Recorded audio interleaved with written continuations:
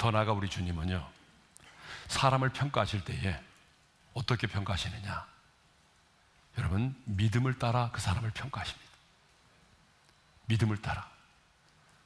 우리는 사람을 평가할 때 뭘로 평가하죠? 예? 여러분은 뭘로 평가해요? 일단 뭘 보는 거예요? 돈이 얼마나 있느냐? 예모가 어떠냐? 전적이 많이 나오느냐? 예모를 보죠. 가문이 어떠냐? 또 그 사람의 성품이 뭐냐? 예? 실력이 있느냐?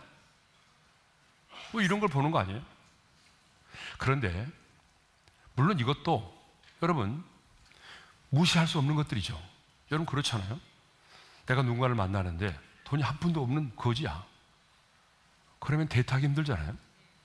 그러니까 우리가 뭐 지금 말한 것들은 우리 인생 속에서 무시할 수 없는 것들이에요. 따지고 보게 되면. 그런데 전능하신 하나님의 입장에서 보게 되면 이건 문제되는 게 아니죠. 전능하신 하나님의 입장에서 보게 되면 우리가 평가하는 것들, 뭐 재물이나 예모나 가문이나 성품이나 기질이나 실력이나, 여러분 이거 중요하지 않습니다. 그래서 하나님은요, 우리를 평가할 때에 믿음으로 평가하세요. 그래서 전능하신 하나님은 사람을 평가하실 때에 먼저 믿음으로 평가하십니다. 그래서 풍랑 앞에서 두려워 떠는 제자들을 평가할 때도 믿음이 작은 자들이라 그 제자들을 책망하셨잖아요. 근데 예수님은, 예수님 우리 집에 오지 마세요. 여기서 말씀만 하세요. 그러면요 내 하인이 낫겠습니다 라고 고백했던 그 백부장의 믿음을 뭐라고 말씀하셨어요? 주님이 이렇게 말씀하셨어요. 내가 이스라엘 중 아무에게서도 이만한 믿음을 본 적이 없다 칭찬하셨어요. 또 예수님이 개와 같은 취급을 당하면서도 포기하지 않은 가나안 여인을 향해서도 여자여 내 믿음이 크도다 내 소원대로 되리라고 칭찬하셨어요. 주님은 맹인들의 눈을 뜨게 할 때도 이렇게 말씀하십니다. 너희 믿음대로 되리라. 12년 동안 혈류병을 앓고 있던 여인을 고치실 때도 딸아 내 믿음이 너를 구원하였으니 평안히 가라. 주님은 믿음으로 평가하시고 믿음을 따라 역사하셨어요. 예수님은요 언제나 그 사람의 믿음을 보셨어요. 그리고 믿음으로 그 사람을 평가하셨어요. 그래서 히브리서 기자가 뭐라고 말하죠? 다 같이 읽어보겠습니다. 시작. 믿음이 없이는 하나님을 기쁘시게 하지 못하나니, 믿음이 없이는 하나님을 기쁘시게 하지 못한대요. 그렇다면 여러분 안에 하나님을 기쁘시게 할 만큼의 믿음이 있습니까? 예. 믿음은 철학이 아니에요. 믿음은 확률도 아니에요. 믿음이 뭐죠? 믿음은 확신입니다. 자, 믿음이 뭐라고요? 우리 젊은이들 예배인데 왜 이렇게 꼭 장례식에 와 있는 분위기죠? 희한하네. 예. 예배는 구원받는 자의 축제인데 지금 제가 장례식 분위기예요. 예? 믿음은 뭐라고요? 확신이요, 확신. 예. 믿음은 확신. 그래서 토마스 그룸이라고 하는 사람이 이런 말을 했어요. 한번 읽어보겠습니다. 시작. 오늘날 기독교의 가장 심각한 문제는 교리, 교파 분열, 이단, 교인수 감소가 아니라 신앙을 가진 사람은 많은데 신앙하는 사람이 적다는 데 있다. 신앙을 가진 사람은 많은데 어떤 상황 속에서도 정말 하나님을 끝까지 믿고 신뢰하고 순종하는 사람은 적다는 거예요. 제가 봐도 그래요. 방금 말씀드린 것처럼 평상시는 다 믿음이 있는 것처럼 보인다는 거예요. 그런데 현실적으로 이 길을 만나면 그때부터는요 눈에 보이지 않은 하나님을 의지하기보다는 눈에 보이는 하나님을 의지합니다. 그리고 더 중요한 것은 내게 익숙한, 내가 그동안 인생의 문제를 만날 때마다 내가 해결해왔던 내 삶의 방식으로 문제를 해결하고자 한다는 것입니다. 아니, 어떤 사람은요 평상시 때는 엄청나게 믿음이 좋은 사람처럼 보이는데 예배를 드릴 때는 정말 믿음이 있는 것처럼 보이는데 이해할 수 없는 인생의 풍랑을 만나고 문제를 만나면 세상에 속한 사람보다 더 두려워하고 더 흔들리고 더 힘들어한다는 거예요. 아니, 더 많은 불평과 원망을 쏟아낸다는 거예요. 그 대표적인 사람 누군지 아세요?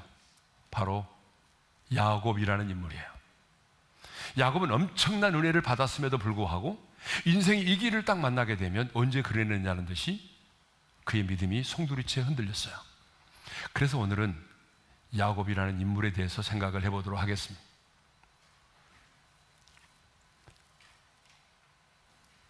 우리가 잘 아는 것처럼 야곱이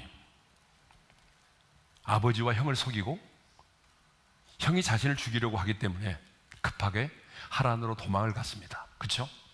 20년 동안 하란에서의 생활을 청산하고 이제 고향으로 돌아옵니다. 근데 고향으로 돌아오는데 야곱의 마음이 편치 않습니다. 답답합니다.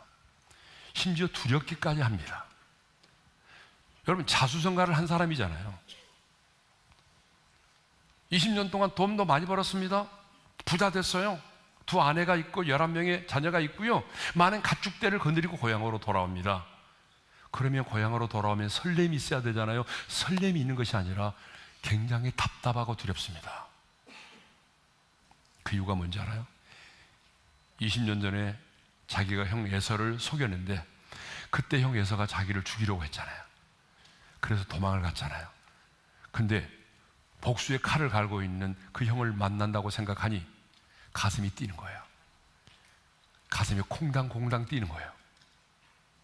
내가 그 형을 만났을 때 형이 나를 어떻게 대할까? 두려운 거예요. 그래서 7절을 보게 되면 그 당시에 야곱의 심정을 이렇게 말하고 있어요. 우리 한번 읽어볼까요? 다 같이요. 야곱이 심히 두렵고 답답했어. 그런데 참 우리 하나님은 너무 좋으신 하나님. 왜냐? 하나님은요, 이미 야곱이 고향으로 돌아올 때 이런 마음을 품고 있으리라고 하는 것을 이미 알고 계셨어요. 야곱이 자신의 고향으로 돌아올 때 형에 대한 그 두려움이 어떨까? 형을 만날 것을 생각하니 야곱이 얼마나 두려웠을까? 그래서 하나님이요, 어떻게 하셨어요? 야곱이 고향으로 돌아오는 그 길에 하나님의 군대를 보냈어요. 그게 1절의 말씀이에요. 우리 1절의 말씀을 읽겠습니다. 다 같이요. 야곱이 길을 가는데 하나님의 사자들이 그를 만난지라. 야곱은 가나안으로 들어오는 길목에서 하나님이 보내신 하나님의 군대를 보았습니다. 하나님이 보내신 천사들을 본 거예요. 하나님의 축복을 경험한 거예요. 그때 야곱의 심정이 어땠을 것 같아요? 야, 하나님 정말 대단하시네. 20년 전에 한 약속을 지키시는구나. 하나님은 신실하신 분이구나. 나는 홀로가 아니네. 나는 혼자가 아니야. 하나님이 지금 나와 함께 계시고 계세요. 이 많은 천사들을 보내셔서 나를 위해서. 얼마나 위로를 받고 얼마나 용기를 얻었겠어요.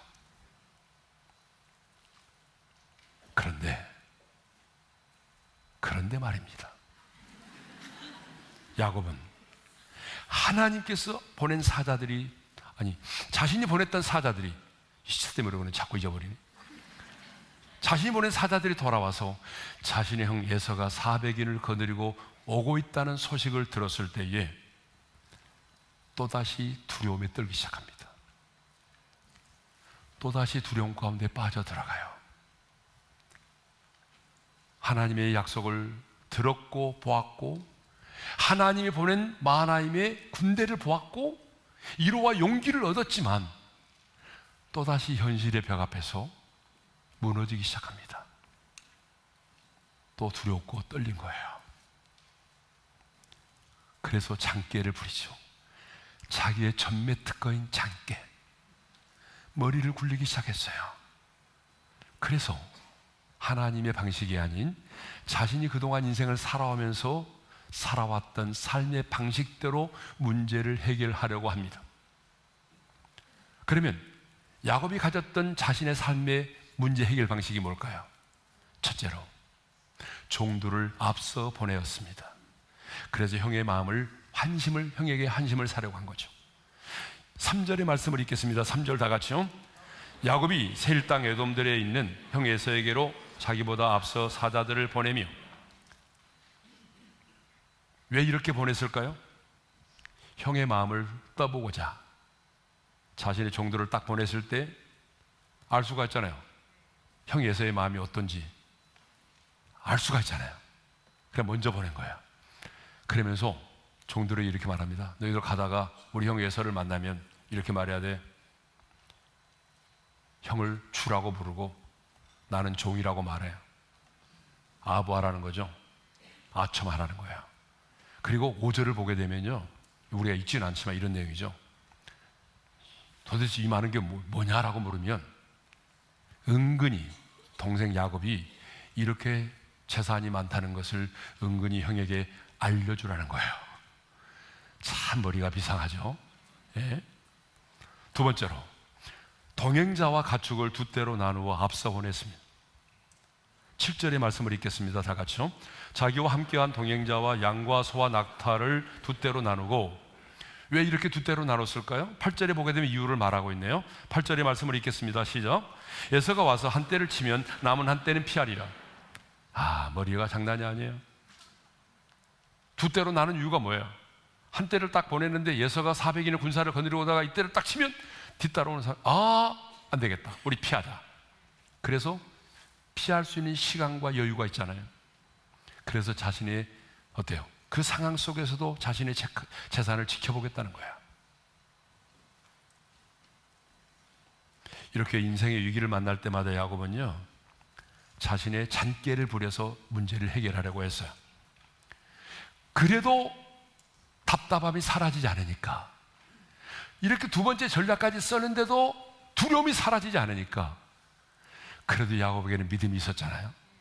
그래서 우리가 좋아하는 세 번째 방법을 썼어요. 방법입니다. 기도에 무릎을 꿇었어요. 드디어 기도하기 시작한 거예요. 처음부터 기도한 게 아니고 두 번째 전략까지 써도 어때요?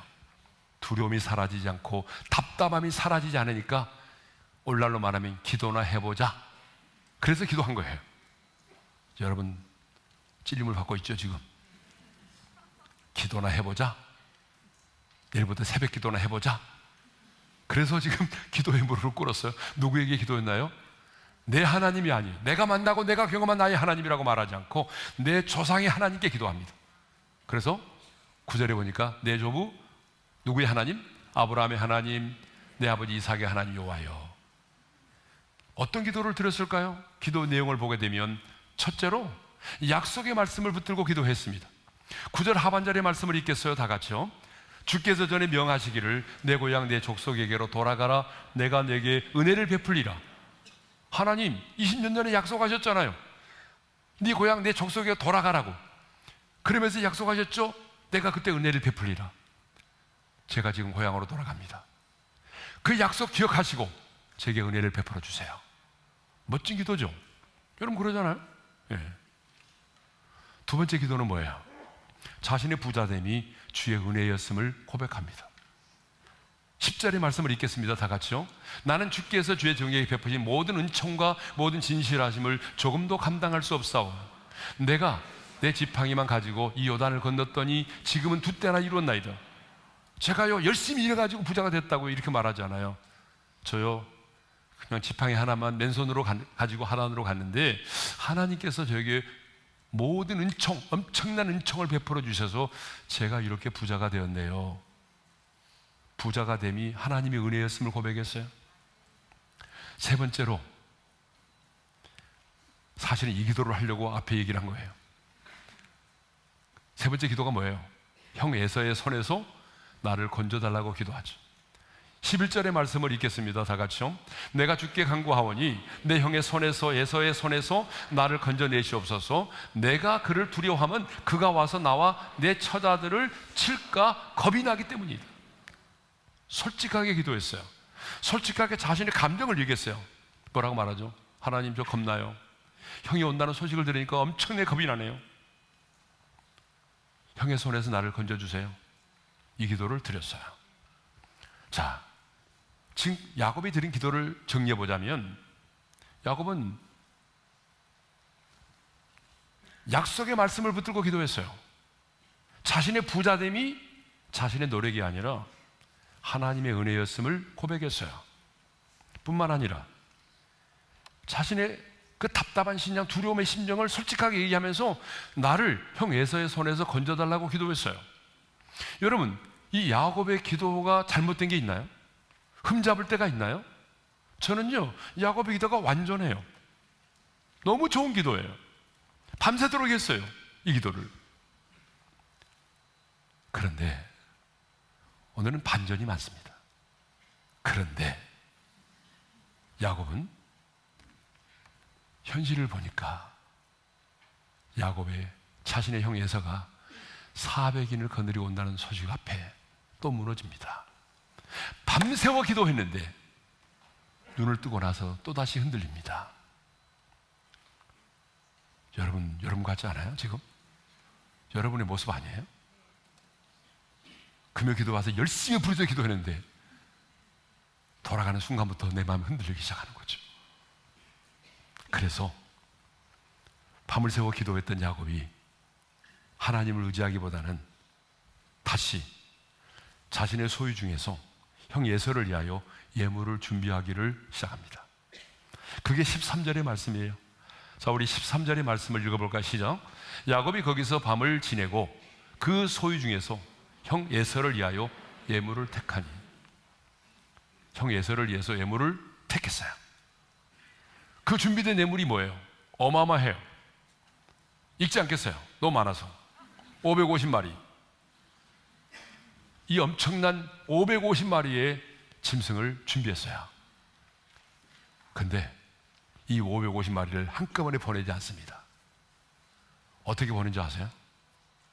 한꺼번에 보내지 않고 여러 차례 나뉘어서 보냅니다. 머리를 계속해서 굴리고 있습니다. 그러면 야곱은 왜 이렇게 많은 예물을 형에게 보냈을까요? 그 이유를 이렇게 말하고 있어요. 20절에 읽겠습니다. 시작. 네가 내 앞에 보내는 예물로 형의 감정을 푼 후에 대면하면 형이 혹시 나를 받아주리라 함이었더라. 예물로 형의 마음을 움직이려고 했던 거예요. 왜 그랬을까요? 왜 밤을 새워 기도했지만 또다시 예전의 삶의 방식으로 돌아가서 그 방식대로 문제를 해결하려고 했을까요? 그게 너무나 익숙해 있었기 때문이에요. 너무 익숙해 있어요. 왜냐하면 야곱은 그렇게 살아왔어요. 자신의 형 에서가 배고파하는 것을 보고 팥죽 한 그릇을 준비해가지고 그것을 내밀며 거래했잖아요. 외삼촌 라반과도 거래했잖아요. 끊임없이 그는 거래를 했어요. 자기가 살아왔던 삶의 방식이에요. 기도를 했는데 너무 익숙한 게 이거. 그래서 익숙했던 삶의 방식으로 이 문제를 해결하고자 했던 것입니다. 자, 정리해보자면 야곱은 베델에서 처음으로 살아계신 하나님을 만났습니다. 하나님의 음성을 들었어요. 그리고 하란에 있는 동안 20년 동안 하나님이 그를 연단하고 훈련시켰잖아요. 여러분, 어떤 사람을 연단하고 훈련할 때는요, 그보다도 그한 강자를 만나야 돼요. 야곱 엄청난 사기꾼이잖아요. 근데 가서 만난 애삼촌 라반은 자기보다 더한 강적이었어요. 더 엄청난 사기꾼을 만나서 고생을 많이 한 거죠. 그렇지만 하나님의 도우심으로 부자가 되었어요. 돌아오는 길에 마하나임 하나님의 군대를 만났습니다. 위로와 용기를 얻었어요. 내가 홀로가 아니라 하나님이 나와 함께 계신다는 걸 깨달았어요. 하나님은 약속을 지키시는 신실하신 하나님도 깨달았어요. 밤을 새워 기도까지 했어요. 그런데 현실적으로 두려움이 사라지지 않았어요. 그래서 어떻게 했어요? 잔꾀를 부린 거예요. 자기가 살아왔던 익숙한 삶의 방식으로 문제를 해결하고자 했던 거죠. 그런데 여기까지는 야곱의 인생이고, 오늘 저와 여러분은 어떻습니까? 여러분, 저와 여러분도 물론 그렇지 않은 분도 있지만 저와 여러분도 하나님을 인격적으로 만나지 않았어요? 아멘. 하나님을 만났잖아요. 그리고 우리도 고백하잖아요. 내 살아온 인생의 모든 것 하나님의 은혜라고. 하나님의 은혜로 가정을 이뤘고, 하나님의 은혜로 직장도 얻었고, 하나님의 은혜로 남편도 만났고, 하나님의 은혜로 하나님이 이 주신 재물을 얻었습니다. 하나님께서 하셨습니다. 하나님의 은혜입니다 라고 고백했어요. 그리고 우리는 예배 시간마다 말씀을 통해서 위로를 얻고 용기도 얻었어요. 때로는 우리는 밤을 새워 우리도 기도했어요. 그런데 문제는 뭐야? 눈을 떠보니, 내가 닥친 현실을 보니 변한 게 하나도 없는 거예요. 여전히 내가 풍랑 가운데 있는 거예요. 내 앞에 인생의 골리앗이 서 있는 거예요. 그러면 우리는 어떻게 하죠? 두려워 떨기 시작하죠. 아니, 내가 밤을 새고 기도까지 했는데, 그런데 자식은 돌아오지 않고, 자식은 계속해서 넓은 길로 달려가고, 가족 중에 누군가는 암에 걸려 있고, 알바도 안 되고, 직장의 문을 두드려도 열리지도 않고, 올해는 결혼하겠지 했는데 또 넘기고, 우리 앞에 있는 현실의 문제는 해결되지 않는 거예요. 그러면 우리는 어떻게 하죠? 두려움이 몰려오잖아요. 두려움이 몰려오니까 하나님은 보이지 않고 문제만 커 보이는 거예요. 그러면 우리는 야곱처럼 행동하죠. 눈에 보이지 않는 하나님을 의지하기보다는 당장에 내 앞에 있는 사람을 의지하죠. 우리는 야곱처럼 머리를 굴리기 시작하죠. 장깨를 부리기 시작해요. 에라 모르겠다 하면서 내가 살아왔던 이전의 삶의 방식으로 문제를 해결하려고 하죠. 그러나 여러분, 이것은 하나님께 속한 하나님의 사람의 삶의 방식이 결코 아닙니다. 하나님의 사람은 이해할 수 없는 문제를 만나고 인생의 풍랑을 만나도 끝까지 하나님을 온전히 신뢰하며 의지하는 삶을 살아갑니다. 하나님께 속한 하나님의 사람은 세상의 끝날까지 내가 너희와 항상 함께 있으리라고 하는 약속의 말씀을 붙들고 임마누엘의 신앙을 가지고 하나님의 자존심으로 당당하게 살아갑니다. 나는 이렇게 힘있게 얘기하는데 여러분 왜 아멘도 안 하세요?